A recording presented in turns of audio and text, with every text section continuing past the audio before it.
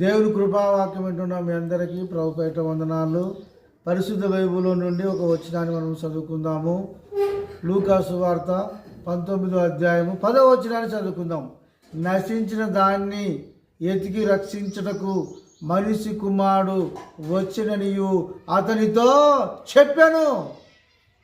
యేసు ఎందుకు వచ్చాడంటే యెరికో పట్టణములో నశించిపోతున్న మనిషి కొరకు ఎత్తుకుంటూ రక్షించుటకు వచ్చాడండి.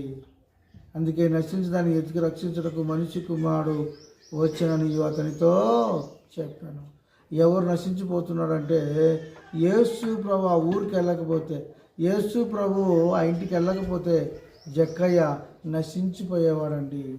ఆయన ఎతికి రక్షించాడు. ఆ ఊరికే పోయిందే కాక అతని ఉన్న చెట్టు దగ్గరికి వెళ్ళింది కాక అతని ఇంటికే వెళ్ళాడు. ఎప్పుడైతే ఆయన ఇంటికి వెళ్ళాడో ఆయనలో మారు మనసు వచ్చిందండి. నశించిపోయిన వ్యక్తి ఆయన రక్షింపబడి ఉన్నాడు అని అతనితో చెప్పాను. నీవు కూడా ఏ విషయంలో నశించిపోతున్నావో, ఏ విషయంలో నువ్వు కుంగిపోతున్నావో, యేసు నీ కొరకు కూడా వచ్చాడు. యేసు నా కొరకు వచ్చినట్టు నేను కూడా ఒకప్పుడు నశించిపోతూ ఉండగా నన్ను ఎతికి రక్షించాడు దేవుడు. జక్కయ్య కూడా నశించిపోతూ ఉండగా పాపము చేత ఎతికి అతని ఊరికి వెళ్ళాడు. అతను ఎక్కిన చెట్టు దగ్గరికి వెళ్ళాడు, అతని ఇంటికి వెళ్ళాడు, అతను రక్షించాడు.